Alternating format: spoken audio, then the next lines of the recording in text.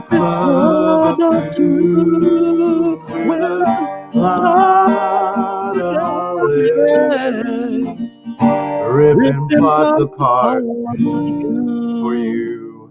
Okay, everybody. Well, I don't like that shot. Let's do this. There we go. Now everything's back to normal. Hey, everybody. Hi-yo. Welcome to a yet another edition of the Plotaholics Live. Yeah. Broadcasting live from Pittsburgh. Yep. Ish. Well, and Fayetteville. Turtle Creek, PA, and Fayetteville, Nakakalaki. Now, Brian, if you hear some strange sounds on my end today, it's because we have a new puppy in the house. Yay! What's his name? Her name.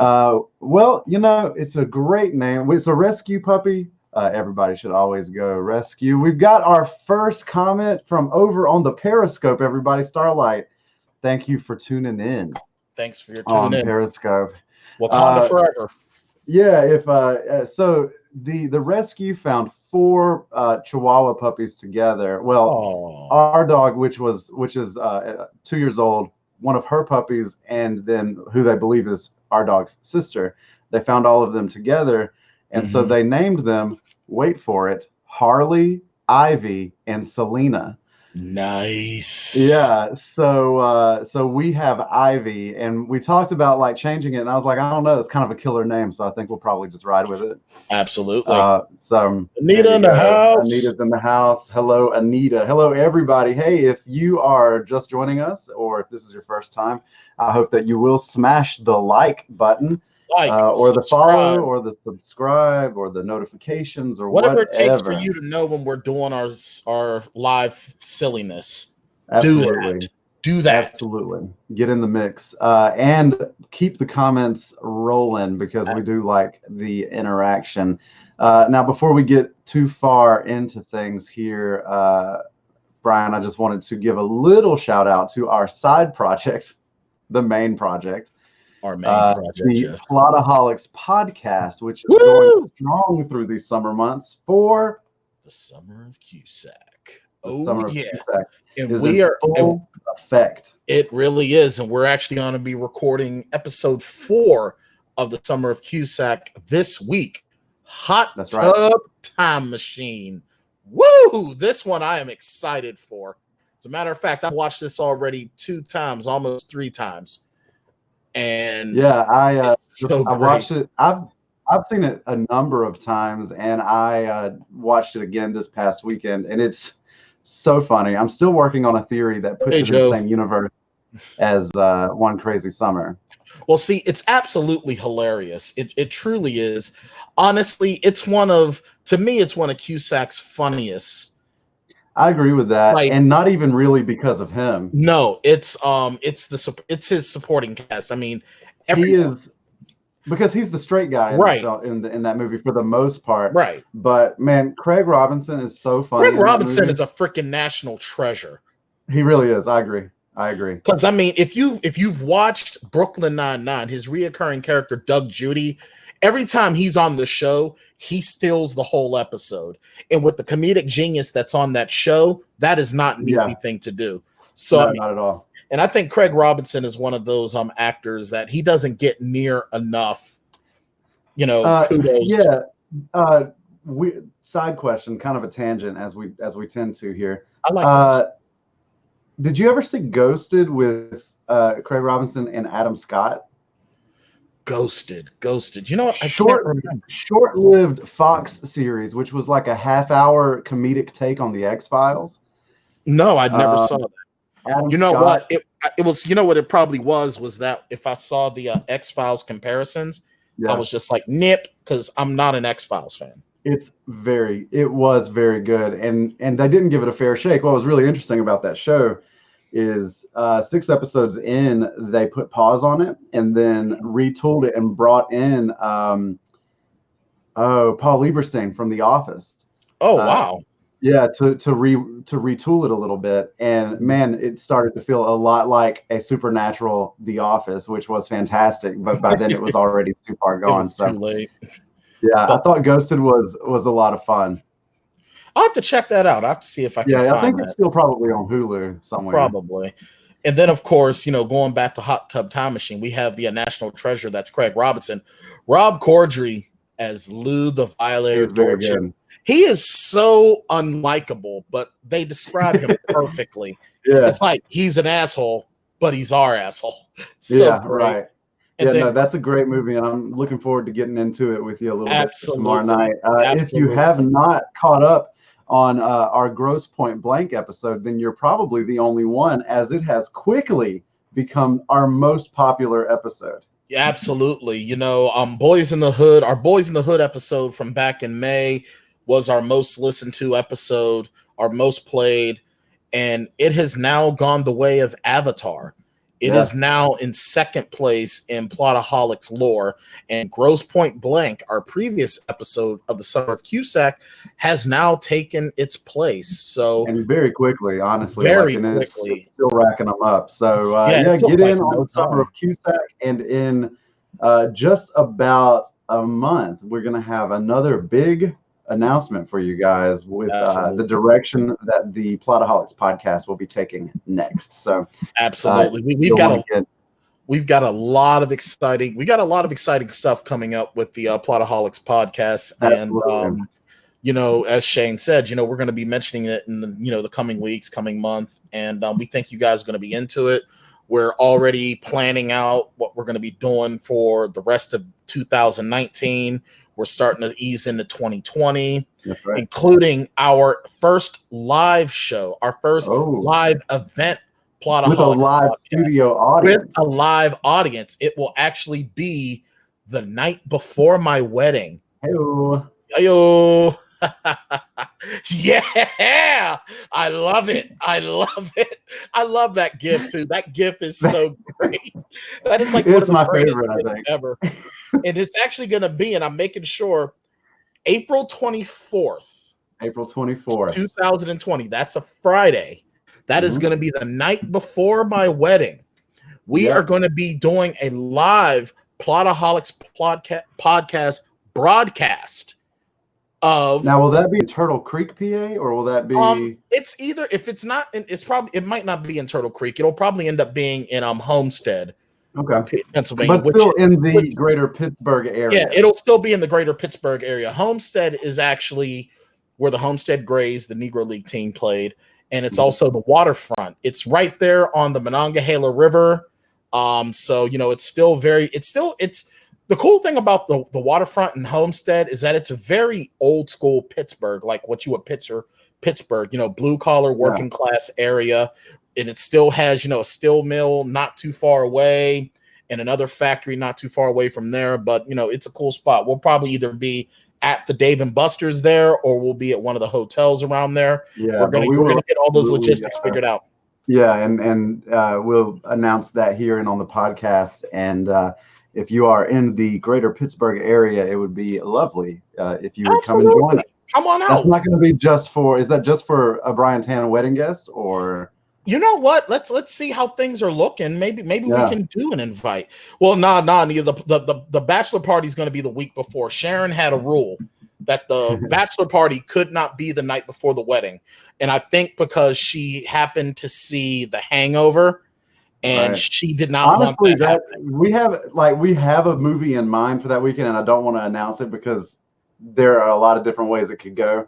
Absolutely. Because The Hangover is not a bad one to consider. Honestly. It really isn't. Oh my God. But the first one, because even the second one, the second one has its, it has its uses, but it's like, absolutely. But for anybody who's caught up on Summer of Cusack stuff, you can catch the Hot Tub Time Machine episode on Monday. It'll go up. So it's going to be a great time. It's going to be a great episode. And then 2 weeks after that, we're jumping into Say Anything. So, this Summer of Cusack, it's really been rolling. And I think that even in the short time, it's only been 3 months since we started doing this, we are in stride. We are. We have found ourselves here. Well, Bryan, a big week last week. Huge week. In an amazing weekend, man. It's been amazing. if you look at the news coming out of San Diego, it really just feels like there was only one show in town. Mm-hmm.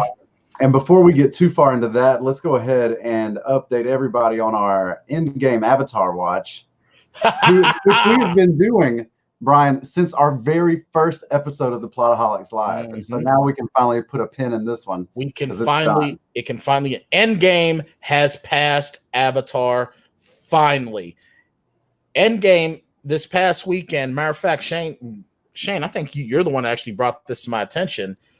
The beginning of the weekend, the news was made, actually at San Diego Con, that Endgame was only $500,000 away from beating Avatar, and they projected that it would finish Avatar by the end of the weekend. So Sharon and I did our part, and we went to go see it on Sunday afternoon, and we were among those that put us over the top.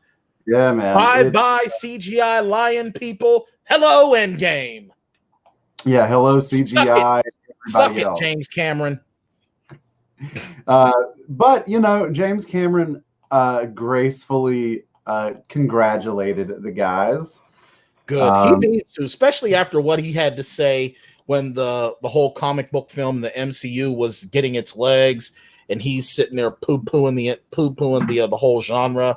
And that really turned me off on George Cameron. But I'm glad that Timothy.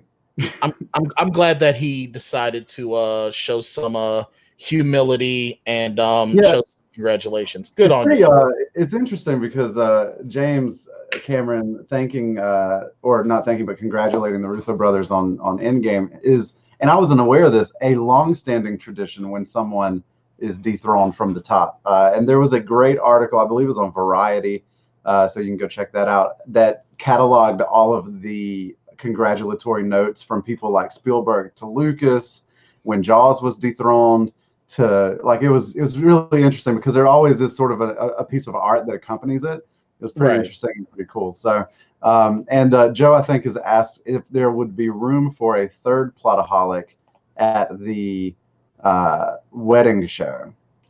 Yeah, it's possible. It's possible. We'll have to figure it all out. Yeah, we're still in the very early stages of planning. Yeah. As we move along here, though, we will be thinking about it. But man, let's get into you know what? I keep wanting to say Steel City Con. It's San Diego Con. I'm gonna do what the people in the newspaper industry would call burying the lead.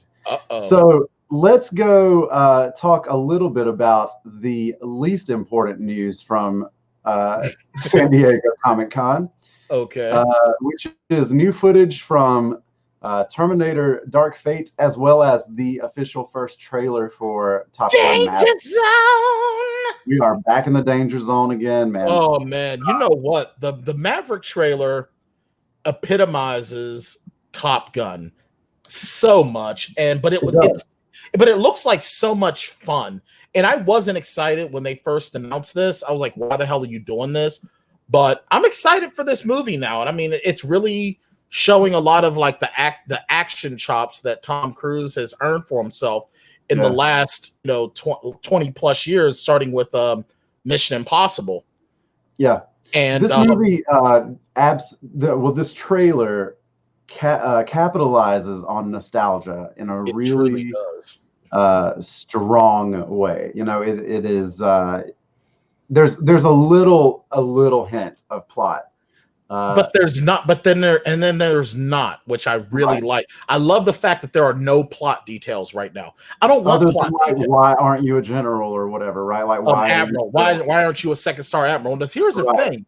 Yeah, because he was a lieutenant in Top Gun, and now he's a captain. Right. So it's like, okay, so you've only ranked up once in 30 years. Damn, dude. They're throwing some mad shade at your boy in there, but they really are. And Ed Harris looks horrible. I believe that they're planting a seeds for some sort of a redemption story. But do we need to watch Tom Cruise? Like, do we need to watch somebody tell us that Tom Cruise is bad at something and then watch him be really good at it? I mean, we don't, but it's what we're getting anyway. So and he's fun to watch. You know, my favorite action sequence he was ever in was the one where he jumped on that sofa on the Oprah show. I'm in love. I'm in love. I'm in love. I'm in love. Yep.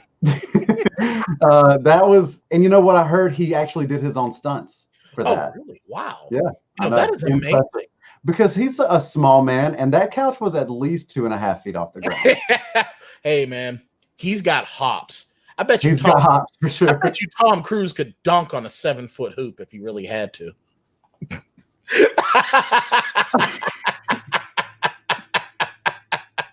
Oh man. But then Terminator Dark Fate, I got there was some news that I was interested in that was answered, and it was, A, where the hell is John Connor? Because you can't have Terminator without John Connor. But I'm very excited now that Edward, not only are we getting John Connor, but we have Edward Furlong returning as John Connor. Now, I really hope that this was done a long time ago. It was just kept under wraps so that he could start exercising, maybe, because time has not been kind to Edward Furlong. Last time I saw him, he looked all bloated and out of shape and looked like his hair was like going to the wayside. So I hope that he really, got himself cleaned up for the role. But I mean, a lot of these action set pieces, man, look really, really good, man. His name Gabriel Luna. It was previously Robbie Reyes and Agents of S.H.I.E.L.D. is playing the main villain Terminator. He looks outstanding, and the young lady who plays our co-lead, her name escapes me right now, but she's grown on me more and more and more. And Linda Hamilton is always a win. Oh my God, Linda Hamilton. I think there's a lot to like rolling in these early moments of the rollout for this movie. Mm-hmm. I'm glad to be riding that ship a little bit. Absolutely. Well, I'm glad to see. He's had a hard time finding his footing since Judgment Day. Well, yeah. Well, you figure this movie, I think it took Linda Hamilton and James Cameron coming back, because I mean, Terminator 3: Rise of the Machines was, Nick Stahl was not a believable John Connor for me. I didn't like it.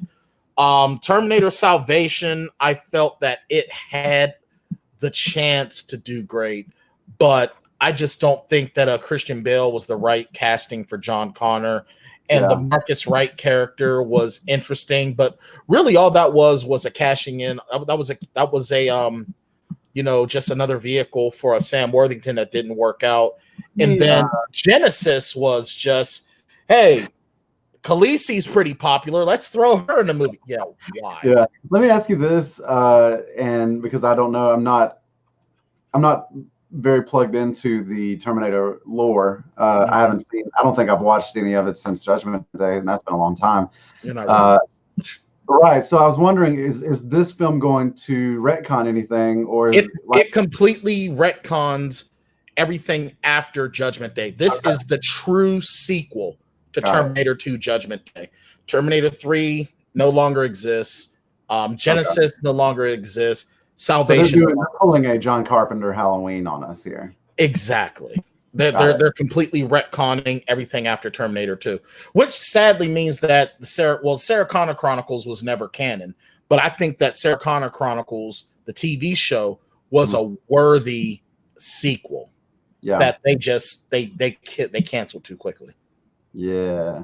Okay, good. I'm excited. I'm excited for both of them. And I'm with you. I've not been excited about Top Gun really since it was announced. Again, but this is something that we continue to talk about almost every week here. I'm always infinitely more excited about a sequel than I am a reboot. Absolutely. So the fact that they are not just restarting Top Gun from the beginning is I think probably a step in the right direction.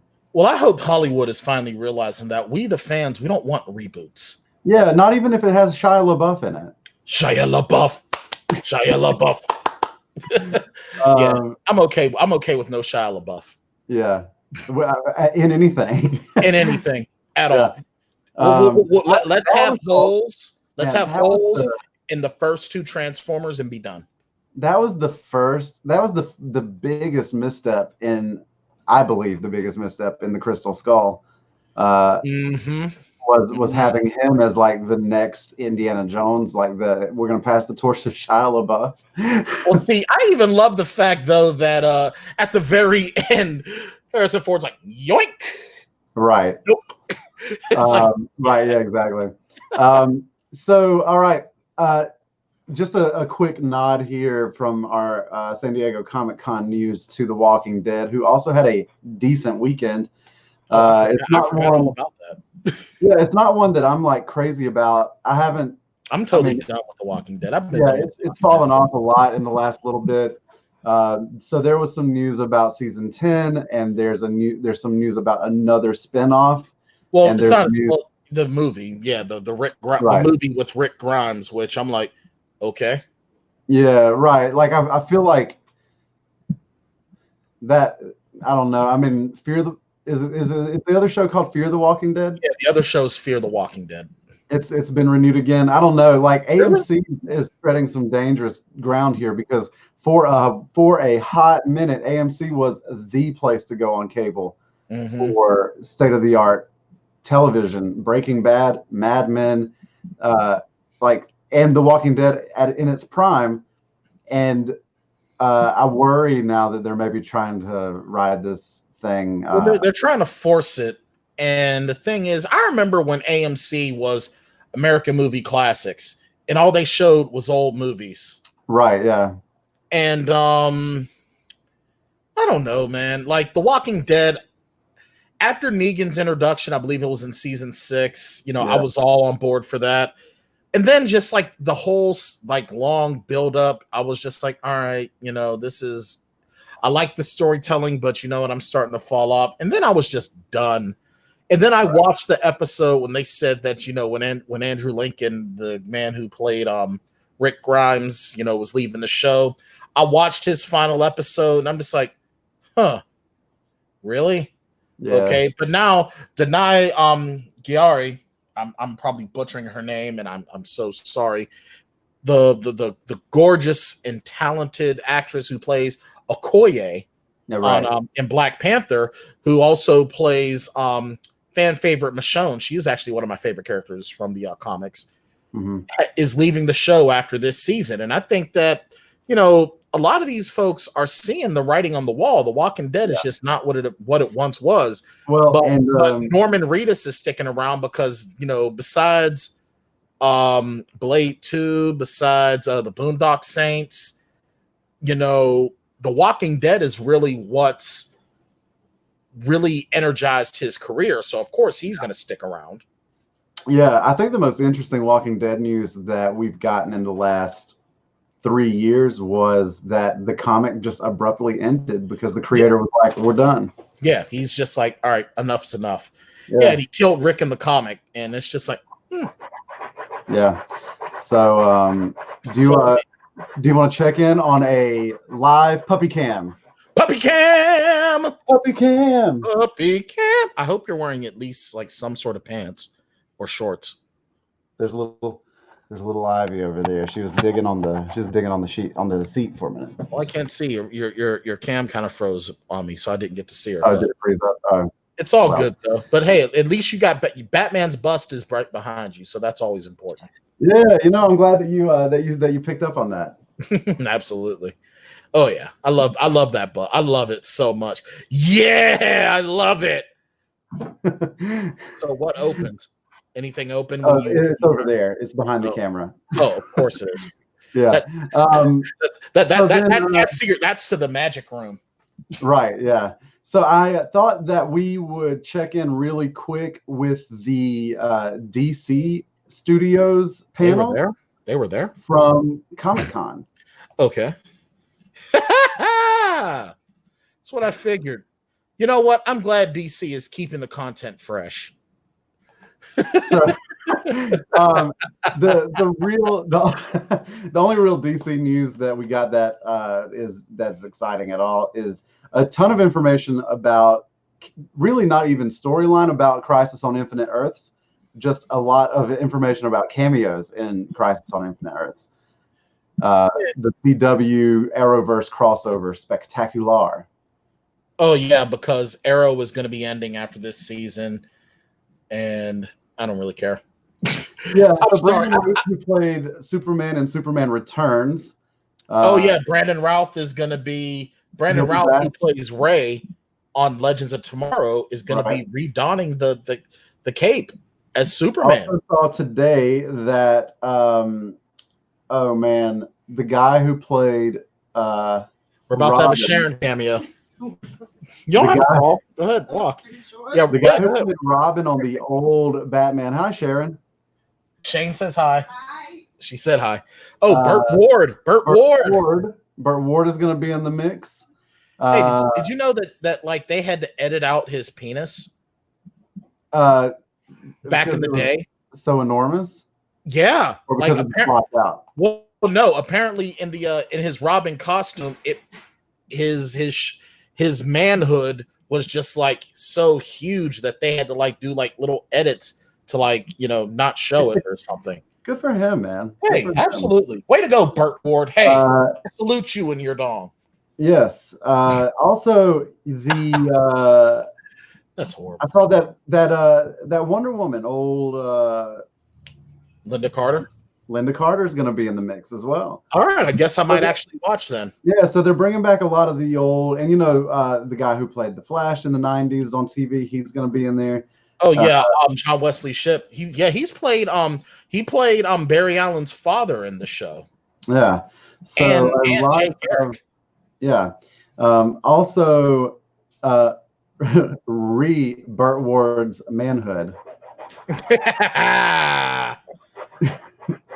Yeah, that was my face too when I right, yeah. He's like, oh my! I don't want to get a hold of that undoctored footage. All right, so let's get to the main event, Brian. The main event. Marvel just took over.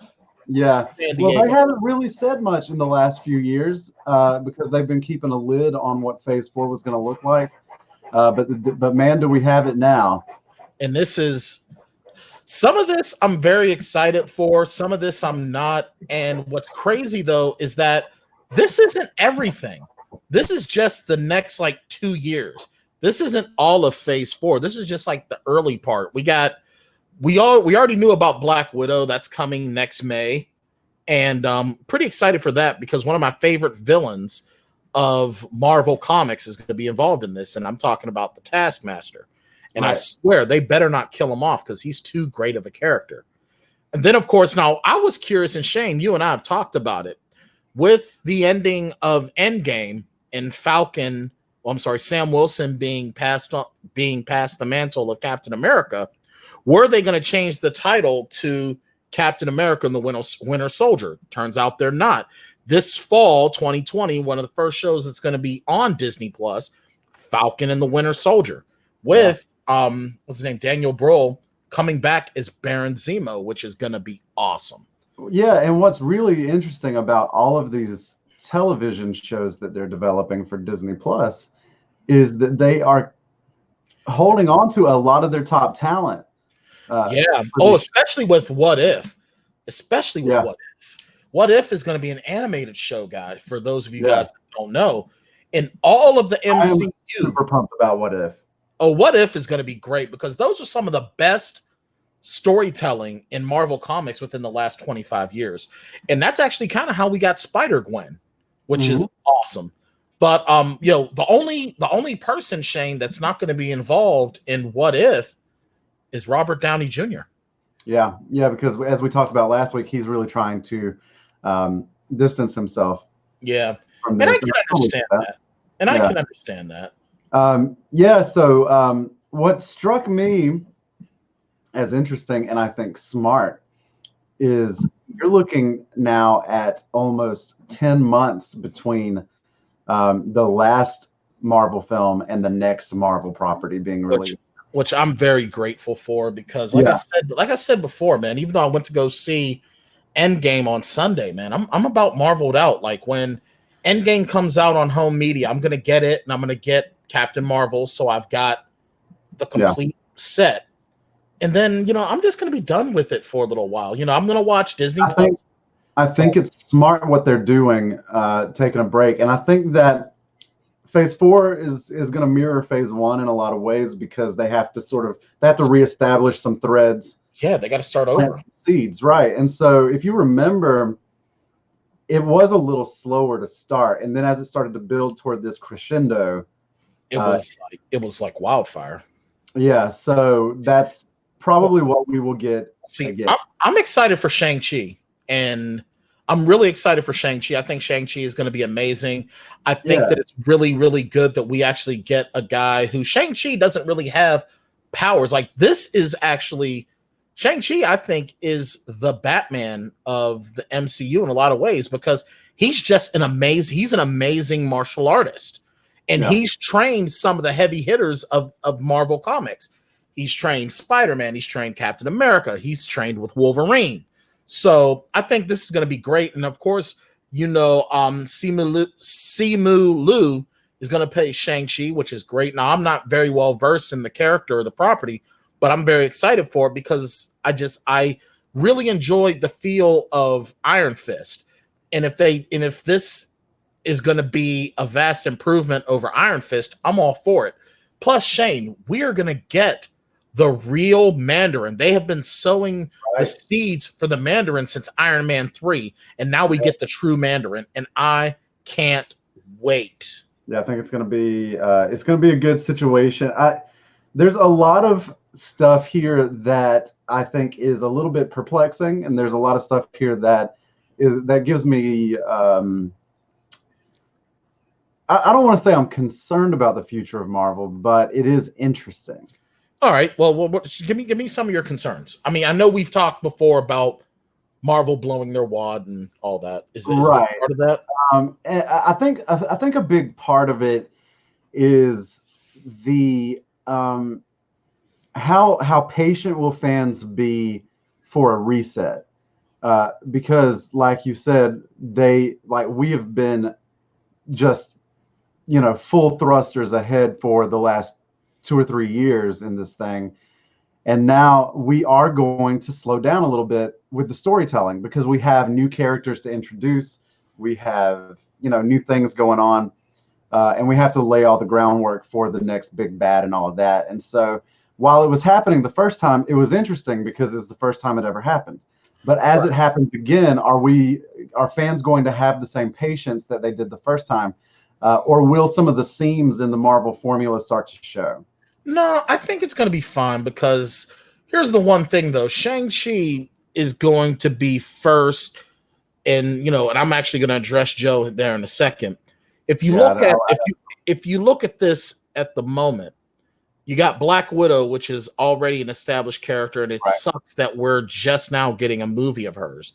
And then in the fall, we're going to get, Falcon and Winter Soldier, and then we're going to get the Eternals. Yeah. But then our first true new is going to be the Eternals and then ShangChi. So that's going to build something. But you never know. I mean, some stuff from Black Widow might bleed into ShangChi. You never know. But I think that Marvel fans are going to be fine because, especially at this point, now we're going to have a new character. We're going to have a fresh character in ShangChi, as well as these Eternals. And, I think that getting these new characters, if it's done right, and I'm sure it's going to be, I think it's going to work out just fine. Plus, remember, in Feige we trust, man. He knows what he's doing. Now, as we get into 2022, because they did mention that, and I don't know if this is going to be a good enough segue or not, or if I'm jumping ahead, please let me know. But, Feige even said that, we're going to start getting aspects of mutants as well. And then we're going to have the Fantastic Four being involved in Phase 5 as well, toward probably the middle of Phase 4. So I think that these things that are in the way for 2020 to 2021, that's going to give Marvel and Feige plenty of time to figure out what they're going to do with those other properties that came by. I think it's going to be okay. I do want to talk about the Eternals you just mentioned. Okay. Because I think this is an ambitious project. It really is. This is probably going to be one of the biggest things that they've done in a long time, because you're getting these godlike characters. And you're getting 8 new characters at once. Exactly. But look at this lineup we've got. We got Angelina Jolie. We've got Richard Madden. Richard Madden, fresh off of, now he hasn't really been doing a whole lot since he was killed off of Game of Thrones, but he's here. Sorry. I hope I didn't ruin the red wedding for anyone. But then now we've got Salma Hayek. Oh my God. Salma Hayek and Angelina Jolie are always wins. Because Salma Hayek, even though I guess a lot of her range isn't the most extensive, she has tons of charisma. She has tons of screen presence. Angelina Jolie can be anybody. Yeah. And then you got Bryan Tyree Henry. Who I love. He's great. Absolutely. Atlanta, man, it's hard to beat that dude. I think I've seen like an episode, but he caught my attention. Yeah, you got to watch it. It's on Hulu. It's I'll check it out. Yeah, it's wild. As a fan of Donald Glover, you should watch it. Absolutely. Enough said. I mean, look at this cast, and I hope I don't butcher his name too much. Kumail Nanjiani. Kumail Nanjiani. That's actually I was going to say it. This guy is always a win too. He is amazing. Yeah, I mean, he's so funny. Yeah. So now you've got your comic relief, but can you imagine what else he's going to bring to the table? And these are godlike characters. They're described as godlike characters. So this is going to be great. I cannot wait. Eternals is going to be a huge deal. And I'm ecstatic for it. I really am. When you're going to introduce 8 characters at one time, I think the most important thing for you to do as a casting director is you need a cast of 8 who is capable of personifying these people and giving them life and depth immediately. Right. I think about the really great sketch comedy actors and actresses. Like Kate McKinnon is a really good one who in like 3 minutes can just create this character and it has depth and life. Jim Carrey as well. Jim Carrey was a great sketch comedy actor. Absolutely. And when you look at these actors, Salma Hayek, Richard Madden, Angelina Jolie, Bryan Tyree Henry, Kumail Nanjiani, these are the ones that I'm familiar with. They're all, I believe, capable of doing that. Well, they're all great at making characters their own. Angelina Jolie, I'll go to one of her most early films, Hackers. Kate Libby, she like no one else could be Kate Libby because that was Angelina Jolie. Laura Croft, I feel bad for the young lady who was in the Laura Croft reboot because it's like, you're not Laura Croft. Excuse me. You're not Laura Croft. Angelina Jolie is. Yeah, and Joe is giving some love to Chloe Zhao, who is directing the Eternals. And yeah, I mean, it's a tall order, but this essentially is the only team-up film that you're going to get for a little while because which I'm very happy about. And where's this story going to take us even further? And I mean, so this is going to be great. And the thing is, the Eternals next wave is going to feel a lot more sci-fi, I think than the first little bit did. We're going to have a lot more stories set out in space. Well, Doctor Strange is, and I don't want to get off of Eternals, but Doctor Strange is going to essentially be a horror film. Man, this is the one that I am excited about. Doctor Strange. Real quick before we jump on that, I will say this right now is that the Eternals is really going to set the stage for these new properties of Marvel that are coming out. You know, if the Eternals does well, I think that's going to really be momentum for ShangChi to do well. And it's going to be the momentum for the X-Men and for the Fantastic Four to do well as another property that we'll talk about in a few minutes. But like you, Shane, I'm very excited for the Doctor Strange sequel, The Multiverse. I am so excited for Doctor Strange in the Multiverse of Madness. Now, this is going to be back-to-back with WandaVision, so this is going to be very, very interesting. This is going to be like the LSD trip part of the Marvel Cinematic Universe. It's going to be the horror LSD trip. It's going to be that scary trip that's very satisfying. Yeah. And I think that Marvel was smart in waiting for a Doctor Strange 2 until after after the Infinity War Endgame doubleheader, because that character, I think, has a lot more emotional capital now with fans because of the role that he played. Oh, God. And I see him as sort of being the guy going forward. You know, he's going to be the guy. He may not be the leader, but he's going to definitely, and I have to draw the comparison, he's going to be like Merlin to whomever is the next King Arthur of the MCU. Whether it's Falcon as the new Captain America, whether it's T'Challa as, you know, Black Panther, or whether it's Carol Danvers, Captain Marvel. Doctor Strange is going to be a very important advisor to that character, to the point where he's not so much under their quote unquote command, but he's helping them to make their command successful. What are you laughing about? What did you do? I just dropped the guitar. Oh, that's what that noise was. I thought there was a truck driving by your place. Yeah, no. The Michelle got home and let Ivy back out into the house, but the door didn't close all the way, so Ivy came back and like pushed it open just to be a bitch. And then I got up and pushed the door closed and knocked the guitar over. So, you know, it's all going really well over here. Monster. Yeah, that's pretty much it. That's what she said was up with your guitar. Right. So let's see. I think I'm saving one of our big sort of reveals for the end here, but absolutely. I think the next. So okay, I'm also I was off the headpiece for a second. I don't know if you mentioned this, but super excited that Scarlet Witch is going to be a part of that Doctor Strange film as well. Oh yeah, I did bring that up. You know, with Scarlet Witch, with WandaVision being tied in with Doctor Strange, Multiverse of Madness. And I think this is probably the first time we're actually going to get her, because she hasn't been called Scarlet Witch yet. Right. She's just been Wanda Maximoff. So I'm very excited to sort of see these two magical characters interacting. Right. Yeah, that'll be a lot of fun. Scarlet Witch became one of my favorites just because of the role that she's played in the last two Avengers films.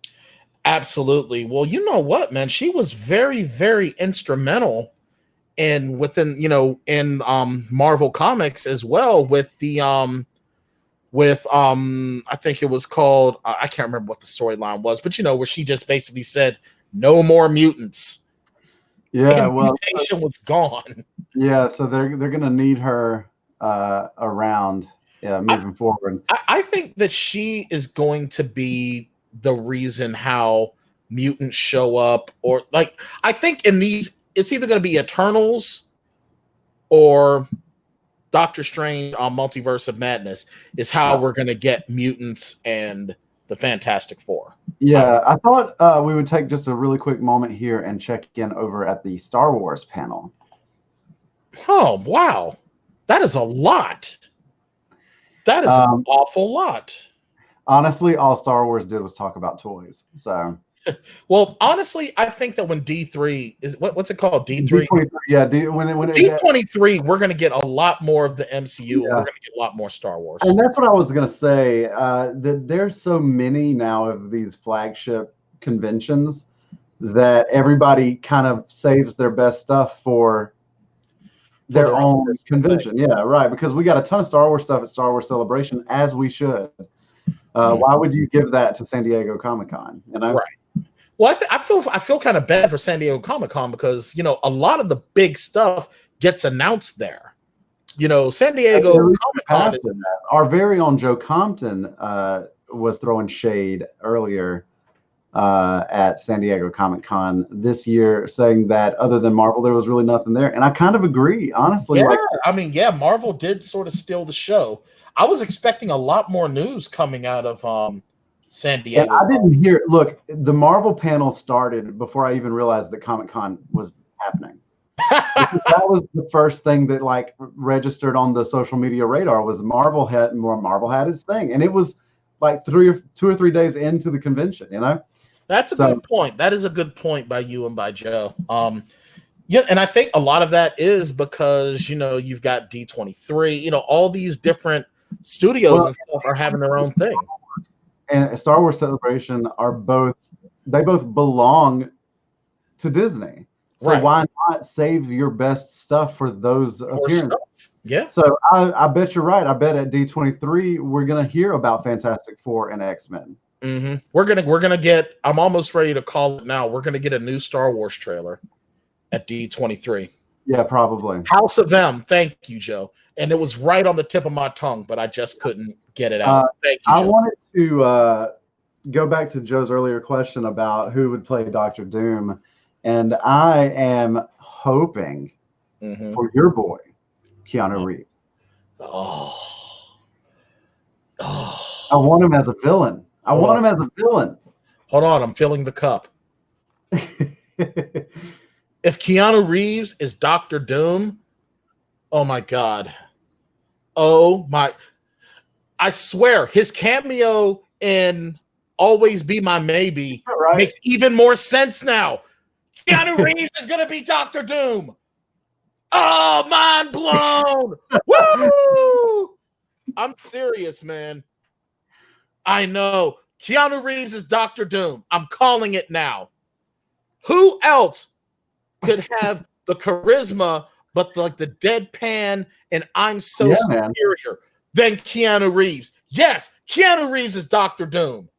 That's it. You heard it here first at the Plotaholics. The prediction of the year, and probably for the next like 5 years, is that Keanu Reeves will play Dr. Doom. Because we've heard all of this news that Marvel has been courting Keanu Reeves for a long time. Absolutely. He always turns it down. He's waiting for the right role. And they are thirsty for him. Now, what if he throws us a curveball and he's Reed Richards? Would that disappoint you? It would. I don't like him as Reed Richards. And it's not just because I like John Krasinski as Reed Richards. Are you sure? Yeah, I mean, I do like John Krasinski as Reed Richards, but I see John Krasinski as Reed, and I see Keanu as Joe. No. Keanu can make it happen. He can. This is what I would say to Joe, is that he is a leading man in those 3 films, and it's going to be 4 or 5 years before Dr. Doom is going to be a lead. You're going to get Thanos-like drops here and there that he can film in a weekend. So I'm not sure that because Bill and Ted is coming out next summer. He's filming that now. I think we're gonna build to Doom. I think so. And so that's gonna give him time to work. I just had a thought. What's that? What if he's Galactus? I mean, I want him as a villain so bad, and I'd be okay with that. But I think he would be so good as Dr. Doom. I think so, because he's got that sort of he looks like he can pull off that regal. Keanu Reeves' acting chops have really improved. And Keanu Reeves is at a point in his career where he isn't going to be as concerned with showing his face all the time as some of these younger guns are. Correct. And you need somebody that's not going to be, afraid. Like, think about, in the X-Men, male or female? J-Law, Jennifer Lawrence. Yeah, she didn't, because she didn't want to be covered up with the blue. Yeah, and that caused some problems, I think, for that franchise. But Keanu is not going to have any reservations with that. Yeah, because Keanu's going to get it in. I think he's going to do it. I think he can make it. I think he can make it happen. If we have John Krasinski as Reed Richards and Keanu Reeves as Dr. Doom, Fantastic Four, that is a huge dynamic shift, because where everything in Marvel is all Avengers. Yeah. Now it's Fantastic Four. Yeah. Well, as Joe continues to try to pop the Plotaholics bubble here, swear to God, you better quit raining on my parade. I will. Or what's going to happen. I will eat your hat. I will do that to your hat, Joe Compton. All of a sudden, it's starting to feel like the stage at our live show in Pittsburgh is getting a little small. This is starting to turn into our discussion before the Endgame show, when Joe was going to block us. Right.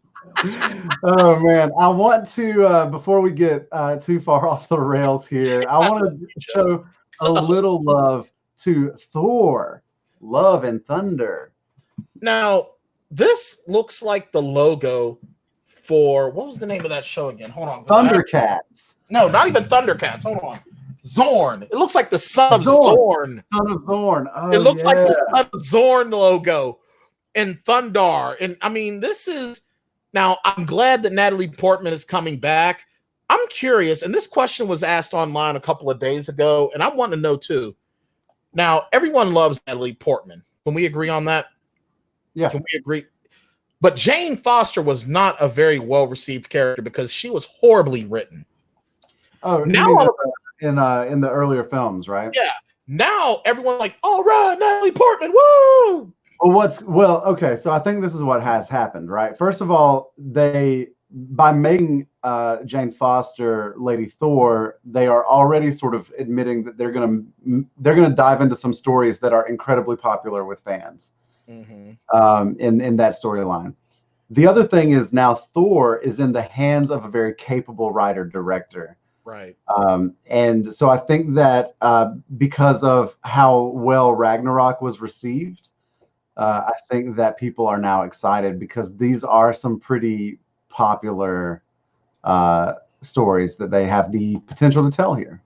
And I'm actually kind of glad because, I mean, the first two Thor movies, and you and I talked about this a ton. We talked about this with Joe. The first two Thor movies are the weakest of the early Marvel films. Right. Absolutely. They really are. And I mean, and that's nothing against Chris Hemsworth. No, honestly, I don't know that property even survives. It could go the way of the Incredible Hulk solo films if it weren't for him. Exactly.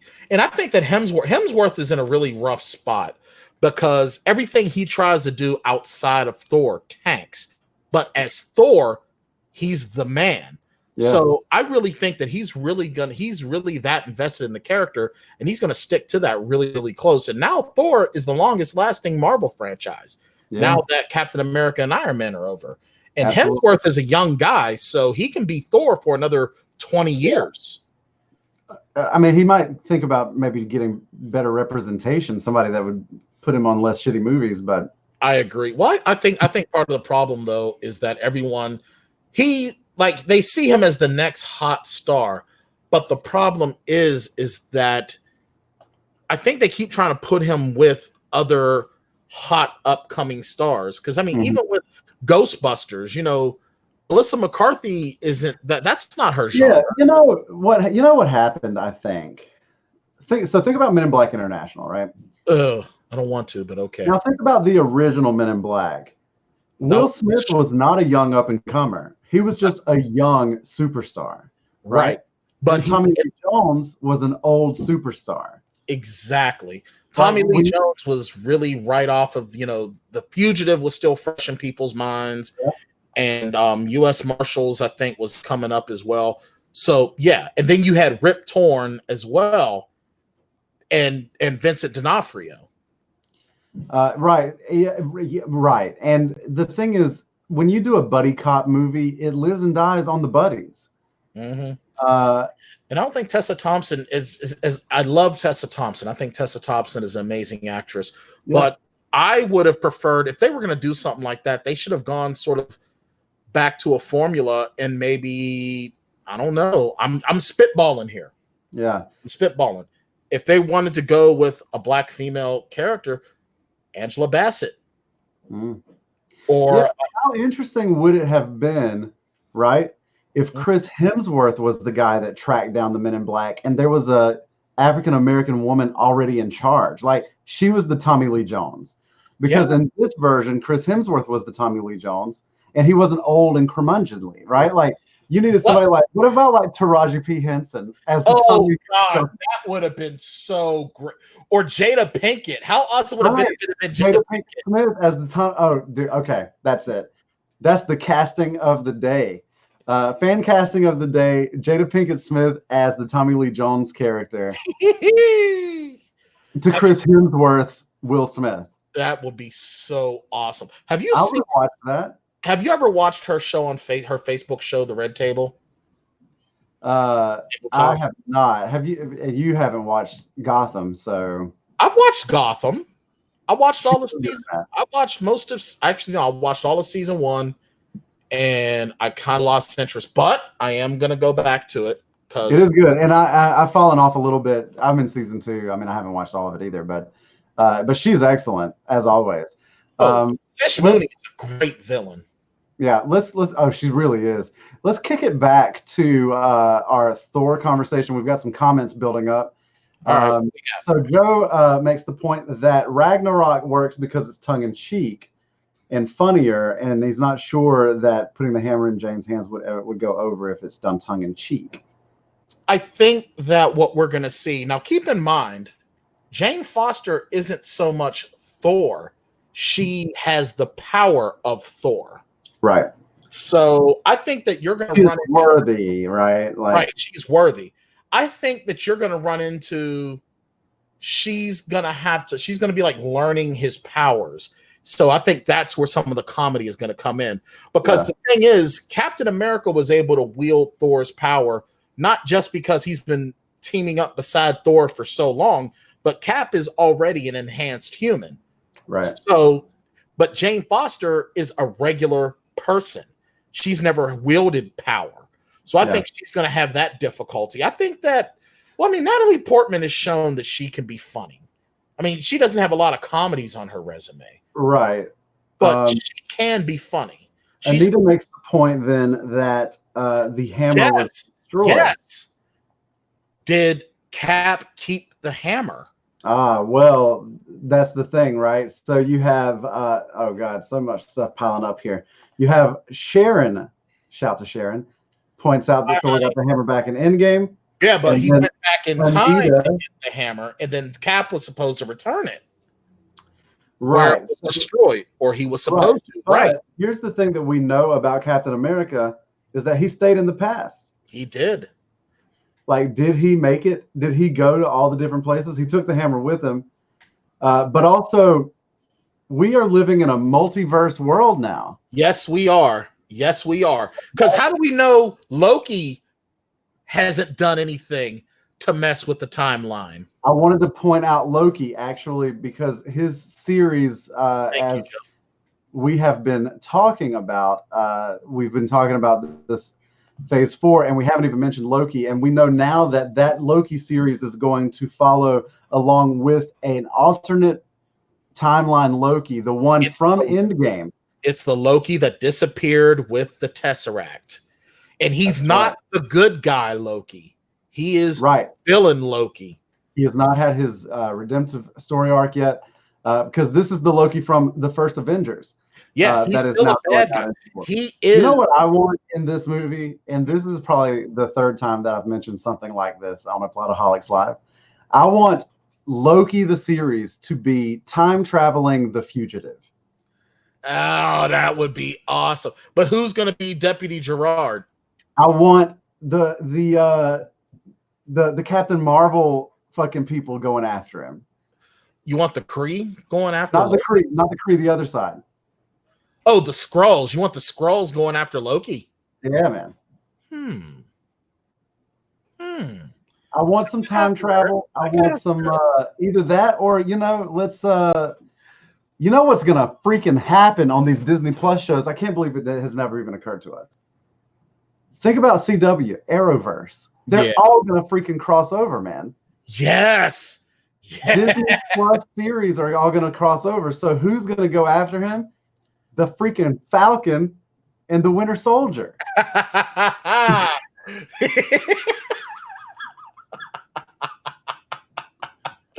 Oh my god! Oh my god!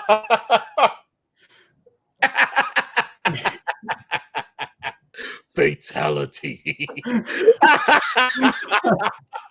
Mind blown. Right. But yeah, so I'm excited to see that Loki, because what that tells Loki me was awesome. He really. The thing is that trickster villain Loki was really popular with people. He truly was. He really, really was. And I think that he could. What if he's our next real big villain? Because he has the power to be a badass villain. So I think this is going to be great. I think that the Loki show is really going to set up a lot as well. And the Skrulls could want that Tesseract. I mean, the thing is, how do we know that Captain America didn't screw up somehow, some way? You know, we don't know. That's why I always say in Feige we trust, because every ask. Now, granted, you know, Feige has to answer to Bob Iger, obviously, but I think that Bob Iger has told him, you know what, this is all you. And Feige, and Joe has one more shout out for Feige while we're on that. Yeah, and you know what? I have to, absolutely. I think that Natalie Portman, I think part of the reason why Natalie Portman left is that she really felt like her character wasn't getting anything good. Yeah, but now they have a director and a writer that they can trust. Yeah, and I think Feige went back to her and was like, listen, Natalie, it didn't work out. I promise you we're going to do better by you. And I bet you Chris Hemsworth had to get down on his hands and knees, and he had to pull a Howard Stern in Private Parts, making up to Robin, talking about, oh, I'm going to kiss your feet. Oh, look at these feet. Oh, God. I'll even bite your toe. Talk about another movie that we need to do. Oh, my God. We have to do Private Parts at some point. Sorry, guys. Sorry, we didn't mean to cross the streams of shows. Hey, Bryan. Yeah. I have saved this little nugget for last. I know it's the thing that you were maybe the most excited about from this weekend. Yeah. Oh, man. Mahershala Ali, Blade. Oh, my God. This was the announcement that I needed. To Mahershala. He was Cottonmouth in Luke Cage. Now, this is awesome news, and it's kind of sad because it just goes to show that Marvel had zero intention of ever having the Netflix shows really be anything big. And that hurts because the performances and the writing of, Luke Cage, The Defenders, Daredevil, Jessica Jones, and Iron Fist were really, really great. But, to have, Mr. Ali in this, I mean, I think it's great. You heard the story, right? About how he got the part. As soon as he won his award, he called Kevin Feige and said, I want to do Blade. I want Blade. and Kevin Feige said it best. When this man calls, you take the call. Yeah. And I think it's absolutely amazing. And, kudos to Wesley Snipes for being a stand-up guy and saying, and he's telling people that are getting all pissed off, hey, this is great. I'm all for it. Congratulations. Yeah, he says that this guy's a beautiful, talented actor. Like, why wouldn't I want him to play this part? What if they bring Wesley Snipes in as Whistler? I've heard a lot about that, and it wouldn't be a bad thought, honestly. Like, I think that Wesley needs a little nod in there somewhere. Whistler would be good. I think so, because here's the thing, man. Wesley Snipes really rubbed people the wrong way with his behavior during Blade 3. And I think that's one of the main reasons why he's not going to be Blade again is his history. Yeah. And I really think that him, going to jail for tax evasion, and I think that really knocked him off of his own high horse. And I really hope that this is the way that will get him to being, to get him a career renaissance, sort of like what happened with Robert Downey Jr. Right. So, but he really hasn't done anything since Blade 3. I mean, only thing he did like a Crow-like Western where he was like an immortal like hunter and blah, blah, blah. And then he was like in the Expendables 2 that's right. But that was it.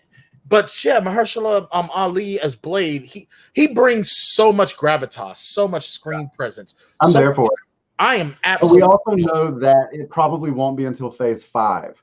I think it's going to get something for that. Feige in the panel, and this is just to wrap things up a little bit.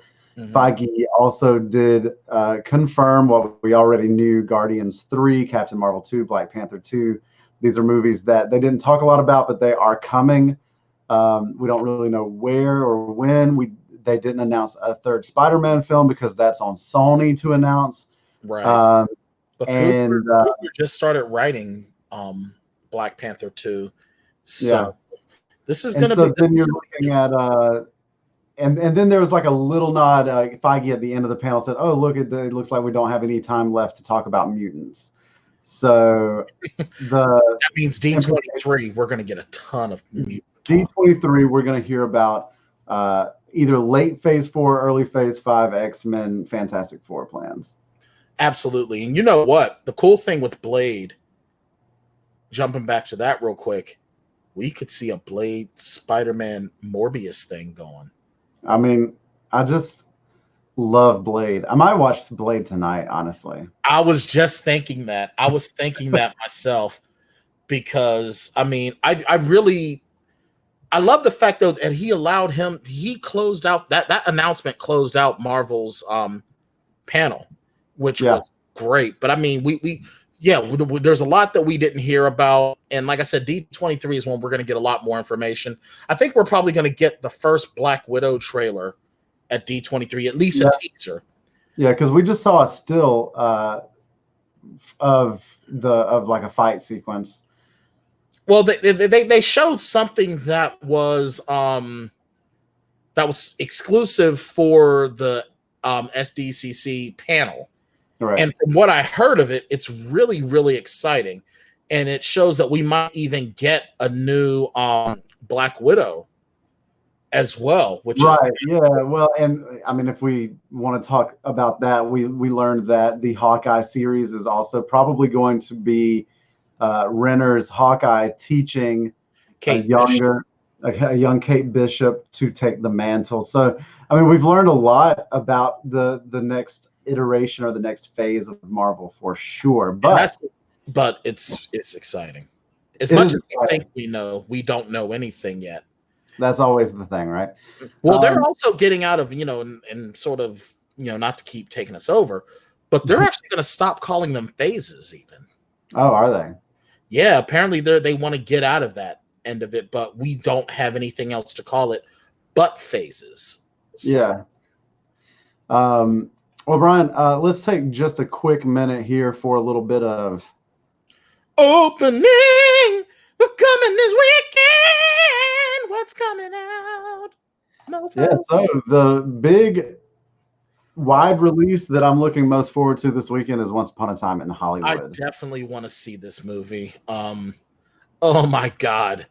This looks like so much fun. Every movie that I've gone to see so far this year has had this trailer attached to it. And it's just made me want to see it even more. This is going to be so great. Leonardo DiCaprio, Brad Pitt, Margot Robbie, like this cast is so good. Absolutely. And I'll tell you something. Hold on one second. I'm trying to pull up some info. Here we are. Not to mention the fact that we're also going to get, the big three right there, but then Emily Hirsch, Timothy Oliphant, who I'm a big fan of. If you don't know Timothy Oliphant, and you do, he was from the Hitman's film, as well as what the hell's that other show that he was in? The cowboy one. He's dressed like a cowboy. You know the one I'm talking about. Hold on. Wait a minute. Let's see. Timothy Oliphant. He was in Deadwood, Hitman, Live Free or Die Hard. What was that TV show he did? It was on FX. Deadwood? Oh no, no, not Deadwood. Where the hell is Justified? Justified, yeah.